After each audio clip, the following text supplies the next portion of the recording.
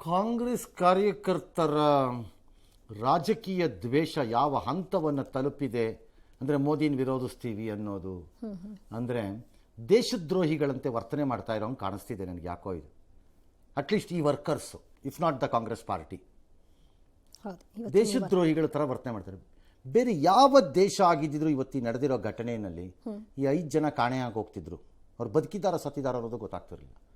ಚೈನಾಲೋ ಪಾಕಿಸ್ತಾನದಲ್ಲೋ ಇನ್ನೆಲ್ಲರೂ ಆಗಿದ್ದಿದ್ರೆ, ನಮ್ಮ ದೇಶ ಆಗಿದ್ದಕ್ಕೆ ಇನ್ನೂ ಬದುಕಿದ್ದಾರೆ ಇವ್ರುಗಳು.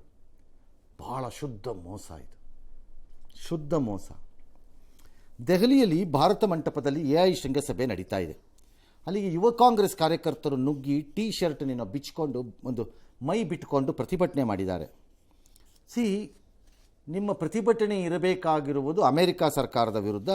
ಅದೇನೋ ಹಿತಾಸಕ್ತಿ ರಾಜ್ಯ ಒಪ್ಕೊಂಡ್ಬಿಟ್ಟಿದ್ದಾರೆ, ಎಲ್ಲ ಕಾಂಪ್ರಮೈಸ್ ಮಾಡ್ಕೊಂಡ್ಬಿಟ್ಟಿದ್ದಾರೆ ಮೋದಿ, ನಮ್ಮ ಹಿತಾಸಕ್ತಿಗಳ ಜೊತೆ ರಾಜಿ ಮಾಡಿಬಿಟ್ಟಿದ್ದಾರೆ ಅಂತ ಅವ್ರದಂತೆ. ಇರ್ಬೋದಪ್ಪ, ಅದು ಸರ್ಕಾರದ ವಿರುದ್ಧದ ಪ್ರತಿಭಟನೆ, ಮೋದಿ ವಿರುದ್ಧದ ಪ್ರತಿಭಟನೆ. ಅಲ್ಲಿ ನಡೆಯುತ್ತಿರುವುದು ಭಾರತ ದೇಶದ ಕಾರ್ಯಕ್ರಮ, ಅಲ್ಲಿ BJP ಕಾರ್ಯಕ್ರಮ ಅಲ್ಲ ಅದು, ಅವ್ರ ಕಾಂಗ್ರೆಸ್ ಕಾರ್ಯಕ್ರಮನೂ ಅಲ್ಲ ಅದು. ಅಲ್ಲೋಗಿ ಇದು ಮಾಡಬೇಕಾಗಿರಲಿಲ್ಲ ಅಲ್ಲ. ಆ ಅಯೋಗ್ಯರಿಗೆ ಬದುಕಕ್ಕೆ ಬಿಡೋದೇ ದೊಡ್ಡ ತಪ್ಪು ನನ್ನ ಪ್ರಕಾರ. ಅವರು ದೇಶದ್ರೋಹಿಗಳು ಅಂತೇಳಿ ಅವರ ಪೌರತ್ವ ಕಿತ್ತಾಕಬೇಕು ನನ್ನ ಪ್ರಕಾರದಲ್ಲಿ.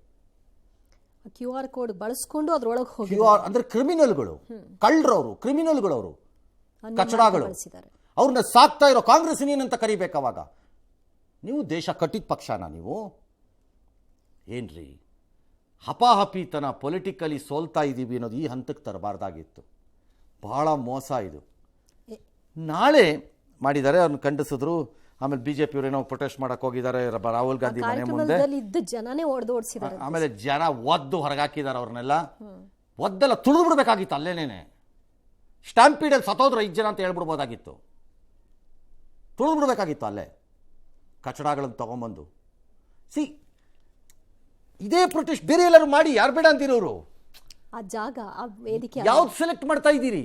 ಫಾರ್ ಎಕ್ಸಾಂಪಲ್ ಅಲ್ಲಿ ಟೆಲ್ ಯು, ನಾಳೆ ಕರ್ನಾಟಕ ರಾಜ್ಯ ಸರ್ಕಾರ ಒಂದು ಶೃಂಗಸಭೆಯನ್ನು ಮಾಡ್ತೀರಿ, ಬಂಡವಾಳ ಹೂಡಿಕೆ ಅಂತನೋ ಮತ್ತೊಂದು. ಆಗ ಸಿದ್ದರಾಮಯ್ಯ DK ಶಿವಕುಮಾರ್ ರಾಜ್ಯವನ್ನು ಮಾರಿಕೊಂಡು ಬಿಟ್ಟಿದ್ದಾರೆ ಅಂತ ಅಂದ್ಬಿಡೋದಪ್ಪ. ಅದಕ್ಕೆ ಏನು ದಾಖಲೆ ಕೊಡ್ಬೇಕು? ಏನು ರಾಹುಲ್ ಗಾಂಧಿ ದಾಖಲೆ ಕೊಟ್ಟಿದ್ದಾರಾ? ಮೋದಿ ಮಾರ್ಕೊಂಡ್ಬಿಟ್ಟಿದ್ದಾರೆ ದೇಶ ಅನ್ನಕ್ಕೆ. ಎಷ್ಟು ರೂಪಾಯಿಗೆ ಮಾರಿದ್ರಂತೆ? SR ವ್ಯಾಲ್ಯೂ ಎಷ್ಟಂತೆ ದೇಶ ಮಾರಿದಾಗ? ಸರ್ಕಾರಿ ಕಿಮ್ಮತ್ತು ಎಷ್ಟಂತೆ ಹೇಳಿ Rahul Gandhi? What document he has provided? Or ಆ ಅಗ್ರಿಮೆಂಟಲ್ಲಿ ರಾಂಗ್ ಆಗಿದೆ, ಏನಾಗಿದೆ ಅಂತ ಹೇಳಿ ಒಬ್ಬರು ಗತಿ ಇಲ್ಲ ಹೇಳಕ್ಕೆ. ಓಕೆ, ಹಾಗೆ ಇಲ್ಲೂ ಸಿದ್ದರಾಮಯ್ಯ DK ಶಿವಕುಮಾರ್ ರಾಜ್ಯವನ್ನು ಮಾರಿಬಿಟ್ಟಿದ್ದಾರೆ ಅಂತಂದುಬಿಟ್ಟು ಕರ್ನಾಟಕ ಸರ್ಕಾರದ ಕಾರ್ಯಕ್ರಮದಲ್ಲಿ ಇದನ್ನು ಮಾಡಿದ್ರೆ ಯಾರ್ಯಾರನ್ನೂ ಕರೆಸಿರ್ತೀರಿ ಗೌರವದಿಂದ. ಯಾರು ಗೌಮಾನ? ಕರ್ನಾಟಕಕ್ಕೋ DK ಶಿವಕುಮಾರ್ ಸಿದ್ದರಾಮಯ್ಯಂಗೋ ರಾಜ್ಯಕ್ಕೆ ಆಗೋ ಅವಮಾನ ತಾನೆ. ಅದನ್ನು ಮಾಡಿಸೋದು ಕಷ್ಟನಾ ನಾಳೆ? 5 ಜನನ್ನ ಏನು ಅಯೋಗ್ಯರ ಥರ ಆಡ್ತಾ ಇದ್ದೀರಿ ಪಕ್ಷದಲ್ಲಿ ಒಳಗಡೆನಲ್ಲಿ. ಇವರಿಗೆಲ್ಲ ಎನ್ಕರೇಜ್ ಮಾಡ್ಕೊಂಡು ಕೂತಿರೋ ಲೀಡರ್ಗಳು ಇನ್ನೂ ಬದುಕಿದ್ದೀರಲ್ಲ ನೀವು ಕಾಂಗ್ರೆಸ್ಸಲ್ಲಿ. ನಿಮ್ಮನ್ನು ದೇಶ ಕಟ್ಟಿದ ಪಕ್ಷ ಅಂತ ಕರೀತಾರ ಯಾರಾದ್ರೂ? ಇದನ್ನೇ ಅವ್ರು ಎಲ್ಲ ಮಾಡಿದ್ದಿದ್ರು ಸರಿ ಇನ್ನೂ ಬೇಕಾದ್ರೆ ಅದವ್ರಿಗೆ ಹಕ್ಕಿದೆ ಅಂತಿದ್ದೆ. ಪ್ರತಿಭಟನೆಗೆ ಹಕ್ಕಿದೆ, ಅವರು ಪ್ರತಿಭಟನೆ ಮಾಡಲಿ ಅವರು ಅಂತಿದ್ದೆ ನಾನು. ಇದಲ್ಲ, ಇದನ್ನು ಖಂಡಿಸುವ ಸ್ಥಿತಿ ಮನೋಸ್ಥಿತಿಯಲ್ಲೂ ಇಲ್ಲದಂತಹ ಕಾಂಗ್ರೆಸ್ ಲೀಡರ್ಗಳು ಮತ್ತು ಅದರ ದೊಡ್ಡ ನಾಯಕ, ಘನತೆವೆತ್ತ ನಾಯಕ, ಪ್ರಖಂಡ ನಾಯಕ, ಪಂಡಿತೋತ್ತಮ ರಾಹುಲ್ ಗಾಂಧಿಗೆ ದೇವರೇ ಬಂದರೂ ಇನ್ನು ಬುದ್ಧಿ ಕೊಡೋಕ್ಕಾಗಲ್ಲ, ಅಷ್ಟು ಮಾತ್ರ ನಿಜ. ಎಸ್, ರಾಜ್ಯದ ಸುಮಾರು 14 ಜಿಲ್ಲೆಗಳ ಸರ್ಕಾರಿ ಆಸ್ಪತ್ರೆಗಳ 18 ಸೆಂಟರ್ಗಳಲ್ಲಿ MRI ಮತ್ತು ಸಿಟಿ ಸ್ಕ್ಯಾನ್ ಬಂದ್ ಮಾಡಲಾಗಿದೆ. ಸರ್ಕಾರಿ ಆಸ್ಪತ್ರೆಗಳಲ್ಲಿ ಸ್ಕ್ಯಾನ್ ಸೇವೆ ಒದಗಿಸುವಂತಹ ಕೃಷ್ಣ ಡಯಾಗ್ನೋಸ್ಟಿಕ್ ಸಂಸ್ಥೆಗೆ ಸರ್ಕಾರ ಹಣ ಪಾವತಿ ಮಾಡಿಲ್ಲ. ಒಟ್ಟು 3 ವರ್ಷದಲ್ಲಿ 140 ಕೋಟಿಯಷ್ಟು ಬಾಕಿ ಉಳಿಸಿಕೊಂಡಿದ್ದಾರೆ. ವಿಜಯಪುರ, ಯಾದಗಿರಿ, ಹಾವೇರಿ ಜಿಲ್ಲಾಸ್ಪತ್ರೆಯಲ್ಲಿ ಈಗ ಜನ ಪರದಾಡ್ತಾ ಇದ್ದಾರೆ. ಖಾಸಗಿ ಸಿಟಿ ಸ್ಕ್ಯಾನ್ ಸೆಂಟರ್ಗೆ ಹೋಗಬೇಕಾಗಿದೆ. ರಾಜ್ಯ ಸರ್ಕಾರದ ವಿರುದ್ಧ BJP ನಾಯಕರು ಕೂಡ ಆಕ್ರೋಶ ಹೊರಹಾಕಿದ್ರು. ಆದರೆ ಆರೋಗ್ಯ ಸಚಿವರು ಮಾತ್ರ ಎಲ್ಲಾ ಪರಿಶೀಲನೆ ಮಾಡಿ ಹಣ ಬಿಡುಗಡೆ ಮಾಡ್ತೀವಿ ಅಂತ ಸಮರ್ಥಿಸಿಕೊಳ್ತಿದ್ದಾರೆ. ಗೌರ್ಮೆಂಟಿಂದ ಸೌಲಭ್ಯಗಳು ಸಿಗುತ್ತೆ ಅಂತ ಬಂದ್ವಿ ಸರ್ ನಾವು, ಆದರೆ ಯಾವುದೂ ಸೌಲಭ್ಯಗಳು ನಮಗೆ ಸಿಗ್ತಾ ಇಲ್ಲ ಹೋಗ್ರಿ ನಿನ್ನೆ ಕ್ಲೋಸ್ ಆಯಿತು ಮೊನ್ನೆ ಕ್ಲೋಸ್ ಆಯಿತು ಅಂತ ಹೇಳ್ಬಿಟ್ಟು ಇದನ್ನು ಮಾಡ್ತಾ ಇದ್ದಾರೆ. ದಯವಿಟ್ಟು ಇದಕ್ಕೊಂದು ಗೌರ್ಮೆಂಟ್ನಿಂದ ಸೌಲಭ್ಯ ಸಿಗಬೇಕು ಅಂತ ಹೇಳ್ಬಿಟ್ಟು ನಾನು ಮನವಿ ಮಾಡ್ಕೊಂತಿದ್ದೀನಿ ಸರ್.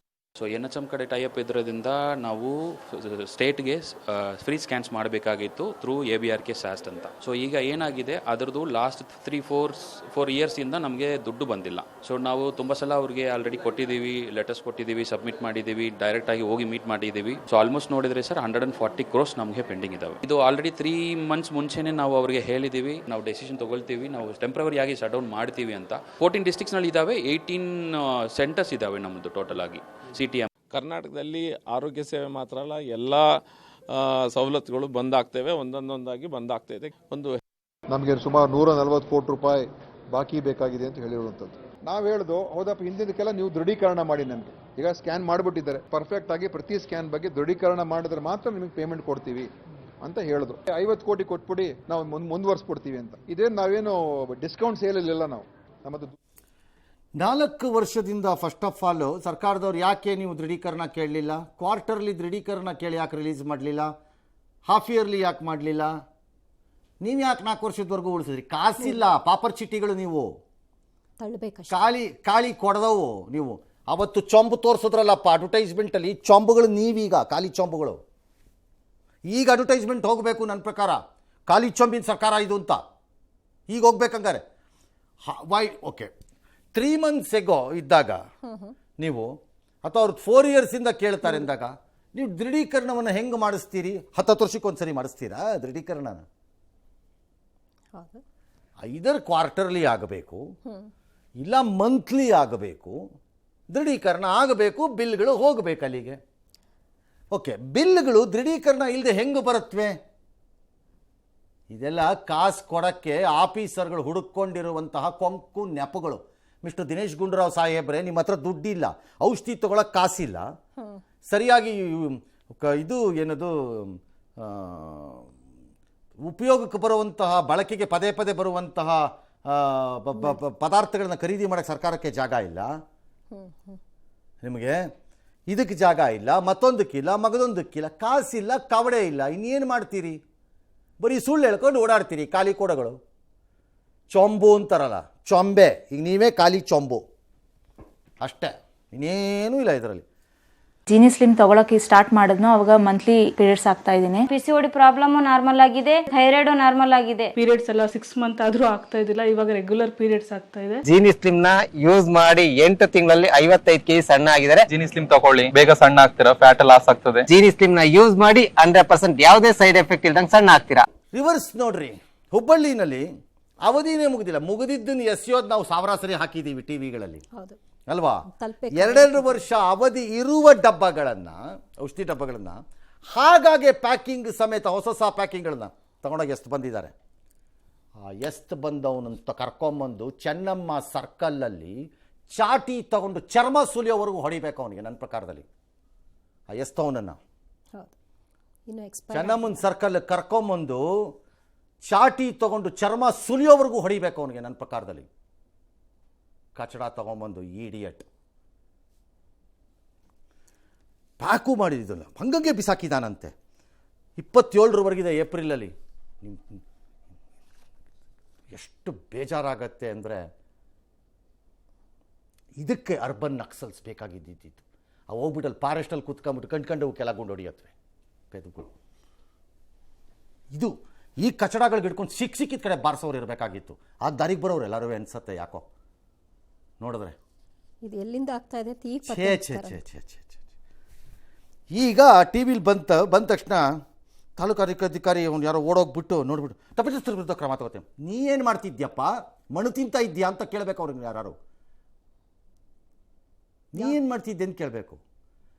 ಅದು ಎಕ್ಸ್ಪೈರಿ ಆಗಿಲ್ಲದಿದ್ದರೆ ಮಾತ್ರ ಆಗಿಲ್ಲ. ನಾನು ಹೇಳ್ತೀನಿ, ಈ ತಾಲೂಕಾ ಹೆಲ್ತ್ ಆಫೀಸರ್ನೇ ಫಸ್ಟ್ ಅರೆಸ್ಟ್ ಮಾಡಿಸ್ಬೇಕು.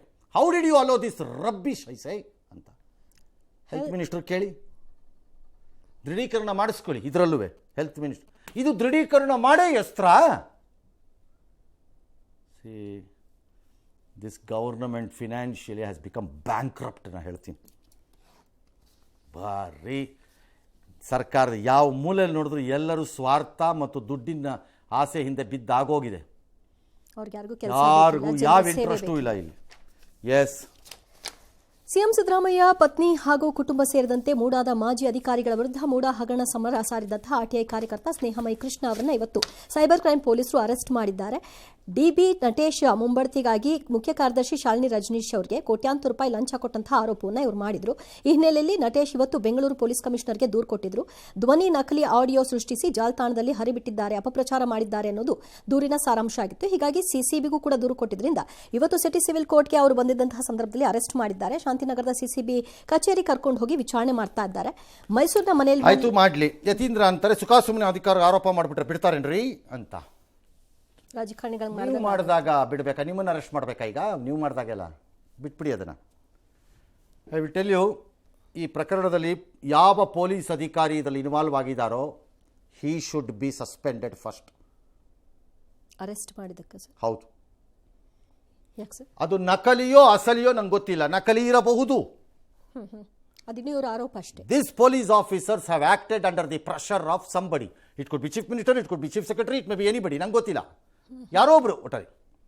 You have completely violated the basic tenets of lawನ. BNS ಅಲ್ಲಿ ಇಂಥ ಪ್ರಕರಣದಲ್ಲಿ ನೋಟಿಸ್ ಕೊಡದೆ ನೀವು ಅರೆಸ್ಟೇ ಮಾಡೋಂಗಿಲ್ಲ. Okay. This officer must be suspended. Otherwise ನಾನೇ ಹೇಳ್ಕೊಡ್ತೀನಿ ಎಸ್ಎಂಐ ಕೃಷ್ಣಗೆ, ಹೈಕೋರ್ಟ್ಗೆ ಹೋಗ್ಬಿಟ್ಟು ಡಿಮಾಂಡ್ ಏನ suspension of this officer first. This officer should be suspended. Number 2, notice ಕೊಡಬೇಕಾಗಿತ್ತು. ನಾನು ಕೇಳ್ಕೊಂಡೆ ಯಾವಾಗ ಕೊಟ್ಟರು ನೋಟಿಸ್ನ? ಹಾಗಾದ್ರೆ ಅಂದರೆ ಬೆಳಿಗ್ಗೆ ಕೋರ್ಟ್ ಹತ್ರ ನೋಟಿಸ್ ಕೊಟ್ಟಂಗೆ ಮಾಡಿ ಅರೆಸ್ಟ್ ಮಾಡಿದ್ದಾರೆ. What sort of idiots you R?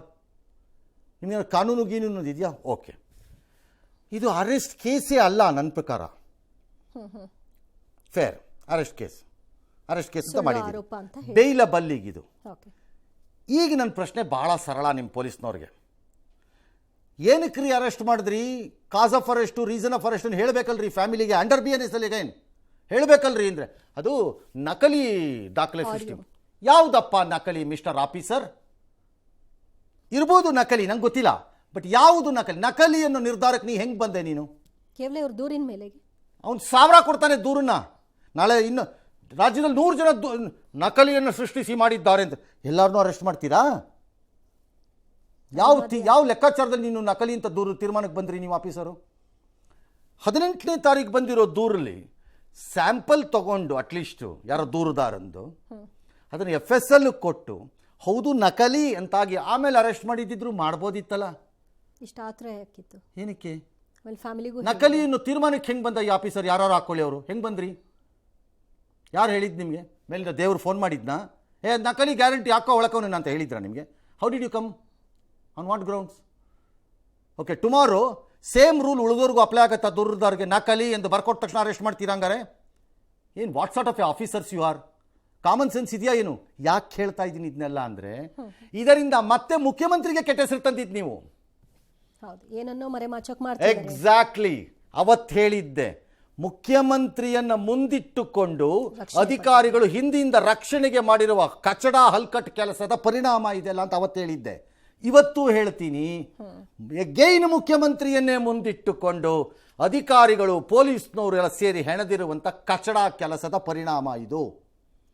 Mister chief minister, if you have ನಿಮ್ಗೇನಾದ್ರು ಬುದ್ಧಿ ಓಡ್ತಾ ಇದ್ದರೆ ಸ್ವಲ್ಪ ಡೀಪ್ ಡೆಪ್ತಲ್ಲಿ ನೋಡಿ.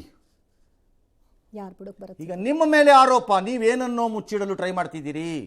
ನಿಮ್ಮ ಹತ್ರ ಏನೂ ಇಲ್ಲ ಮುಚ್ಚಿಡಕ್ಕೆ, ಇರಬೇಕಾಗಿಲ್ಲ. ನಿಮ್ಮ ಮೇಲೆ ದೂರು ಮಾಡಿದ್ದಕ್ಕೆ ಸೇಡನ್ನು ತೀರಿಸುತ್ತಿದ್ದೀರಿ, ನಿಮ್ಮ ಅಧಿಕಾರವನ್ನು ದುರುಪಯೋಗ ಮಾಡ್ಕೋತಾ ಇದ್ದೀರಿ. Or the chief secretary is shielding herself, she wants to hide something. ಈ ಥರದ ಆರೋಪಗಳಿಗೆ ಯಾಕಪ್ಪ ದಾರಿ ಮಾಡ್ಕೊಳ್ತಾ ಇದ್ದೀರಿ? ಐ ಡೋಂಟ್ ಅಂಡರ್ಸ್ಟ್ಯಾಂಡ್ ಇದನ್ನು. This is a wrongful arrest done by interested officers to please somebody. ನಕಲಿ ಇರಬಹುದು, ನಾನು ಇದೇ ಇಲ್ಲ ಅಂತ ಹೇಳಿಲ್ಲ. ಬಟ್ ಇಷ್ಟು ಬೇಗ ಹೇಗೆ ಅರೈವ್ ಆಗ್ತಾರೆ? Exactly, S.